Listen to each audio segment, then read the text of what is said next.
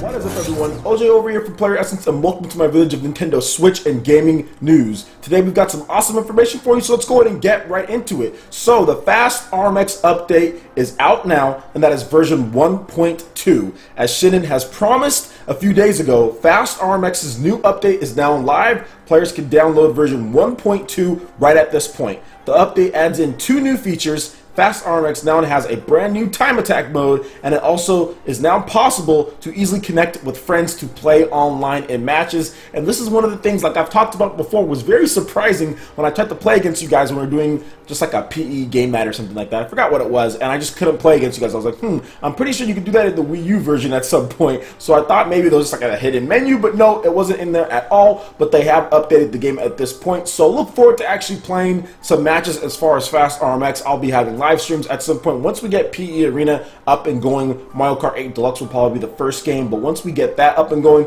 we're definitely going to be playing a lot of Fast RMX in addition to Mario Kart and other titles. So this update came at the right time, in my opinion, and the time attack mode is actually really cool because one of the good ways as far as the Wii U version people got better was really having that time attack mode and challenging yourself to see if you can beat your best times. And as long as you can beat your best times and keep on getting better, you can take that online and hopefully even do better and build some points up in the online rankings mode. So I'm actually really happy that they added both of these, and it makes the game that's already good even better. Alright, and moving on to the next article here. The Famitsu review scores issue 1481 is live. And the main games that I'm going to be going over are just kind of like the Nintendo titles, so we'll go ahead and start from the top here, and that is Dragon Ball Heroes Ultimate Mission X for the Nintendo 3DS, which got a 31 out of 40. 3 8s and a 7. Wonder Boy The Dragon's Trap on the Nintendo Switch. It's also on the PS4. Both of them got 28 out of 40, so straight 7s. And then lastly, for the Nintendo games, we do have Mario Kart 8 Deluxe on the Nintendo Switch, which got 3 9s and an 8 for a total score of 35 out of 40. So for those who aren't familiar with Famitsu review scores, they do use 4 different reviewers, and they all write up their own reviews. They tally up the scores, and then there you go. So a 35 out of 40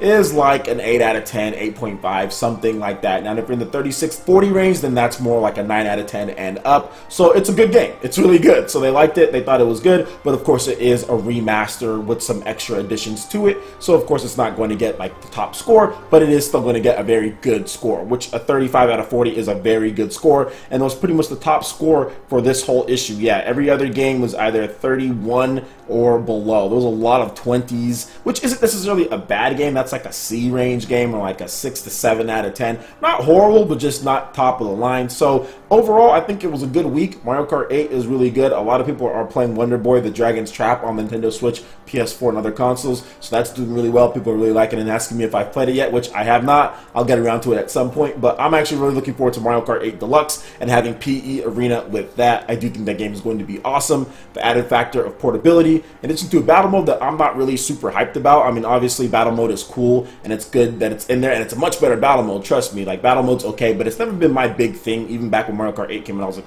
well, whatever, battle mode. But what I'm really looking forward to is Nintendo enhancing the online as far as what they can do with that, with the app, as far as adding the play appointments and all those things, and just having better organization with the online play just in general once the app releases and all that. And once they get their online really fully going in the fall of this year, that's really what I'm getting this title for, is for the continued support and updates that we're going to see, whereas the Wii U version is dead. And I can take this version anywhere I want. I can tether it to my phone and play online. So there's a lot more things that you can do with this version of the game than not. Plus, they've taken out some of the things. They've tweaked some of the balance. Obviously, there's more characters, all the DLCs included. And then with just the additional overall tweaks in general, I think the game is just better. And I want to play it on the Nintendo Switch, not the dead system of the Wii U. And I haven't played Mario Kart 8 on the Wii U in such a long time, so it's not like I'm going to go back and play that version anyway. So are you guys picking up Mario Kart 8 Deluxe next week? Please let me know in the comment section below. Now, moving on to the next article here, we do have some more Mario Kart 8 news, and we talked about some of the tweaks that they've made, and it seems like fire hopping, which was somewhat of a controversial thing, has been removed. And what fire hopping is basically when you're doing a turbo, you can kind of hop back and forth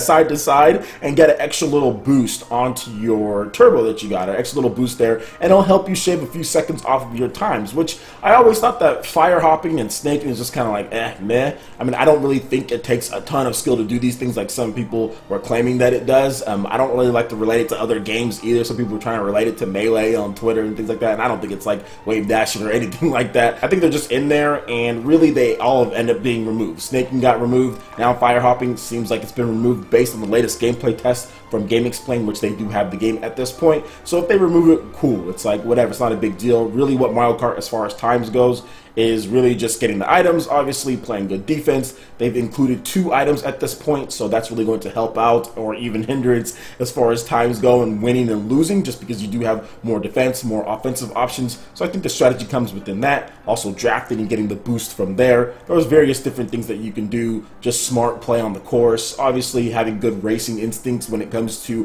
where you are on the track and what you're doing, how you're racing. I feel that there's various other things that you can do, so I'm okay with them taking it out, just like I was okay with them taking out snaking in the first place. Obviously this is going to be controversial for some, but it's out for the most part. At least that's what we think based on this gameplay video from Andre Seegers over at GameXplain, so you can check out the video in the description below. Alright, and moving on to the next article here, we get the first look at the Japanese Fate Extella, the Unreal Star Special Edition. So Fate Extella, the Unreal Star, was revealed for the Nintendo Switch last week. In Japan, Marvelous is preparing a special version of the game. A first look at the Japanese Fate Extella Unreal Star limited box was provided on the game's official website today. In addition to a copy of the game, the special box designed by Akira Wada and travel pouch are included. So this actually looks really cool. I like this travel patch. It's really cute. If you're into the Fate Extella franchise, I'm pretty sure that you're going to like it. And it's just all red. I think the all red is really cool to really signify the Nintendo Switch. Red is obviously the main color. I have my own special edition one that I have, Sheikah case, so I'm not really getting rid of this one at all. It's the Sheikah Slate, so I really like this one. But for those who are really into Fate Extella and want to have a red case, I think this is a really good option. And Fate Extella hopefully does well on the Nintendo Switch. Obviously with games like Disgaea and Fate Extella, these are the type of games that the Wii U never got. So I'm definitely going to support them, cover it, and pick it up. But I know that this type of game is not necessarily everyone's cup of tea, but I do feel that having it is definitely better than not having it at all, because the Japanese support on the Wii U was really bad. So yeah, what do you guys think about this special edition here? I know I'm going to be picking up Fate Extella. I don't know if this is coming over to the States at this point. There's no word if it's going to be for Europe or for other places, but we do know for sure it's in Japan, and it's actually looking pretty good with that full red case there. And a physical version. Obviously, it's always good to have a physical version cartridge in your hands. Alright, and moving on to the last article here. The U.S. Federal Trade Commission warned against Nintendo Switch emulator scams. Now, we've talked about this before, but once again, it's getting pretty freaking intense if the FTC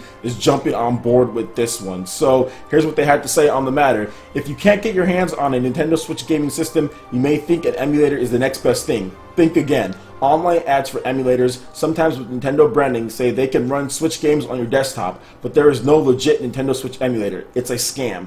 Even worse, when you try to download a Nintendo Switch emulator, you can install unwanted applications on your computer. These apps give you misleading information about your computer problems that aren't really there, then ask you to pay to fix them.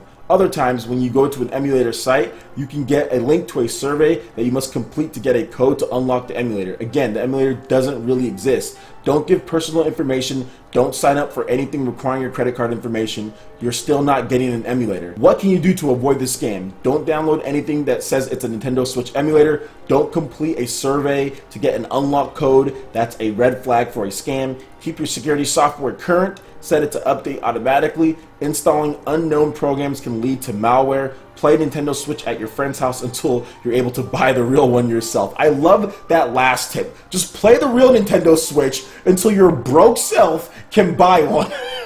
FTC always coming in for the win with that one there, especially with the hard-hitting tips. Seriously though, FTC got to get a gold medal for that one. But no, these are actually great tips in general, but the last one was just hilarious. They're totally serious about that too. That's the funny thing. I'm not sure who wrote that last one. I'm still cracking up about that. Play it at a friend's house until you can afford one.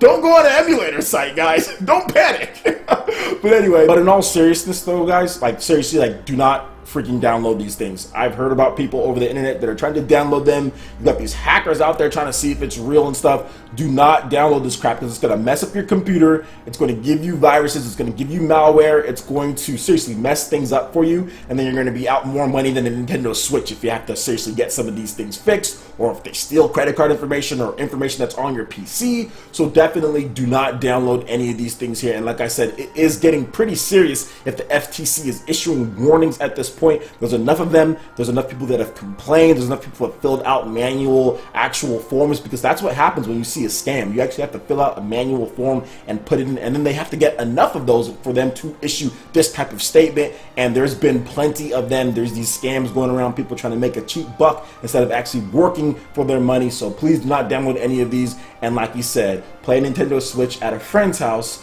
until you're able to buy one yourself. Only you can prevent forest fires and Nintendo Switch droughts. No, I'm joking. Anyway, guys, what do you guys think about all these articles here? Let me know in the comment section below. I would love to hear you guys' thoughts. Alright, guys, that wraps it up for this video here. Go ahead and hit that like button if you did like it. Let me know you guys want more content like this going forward in the future. And subscribe to PlayerEssence for the latest news, reviews, discussions, and more. Thank you so much for watching, and we'll catch you ninja for the next video. Peace.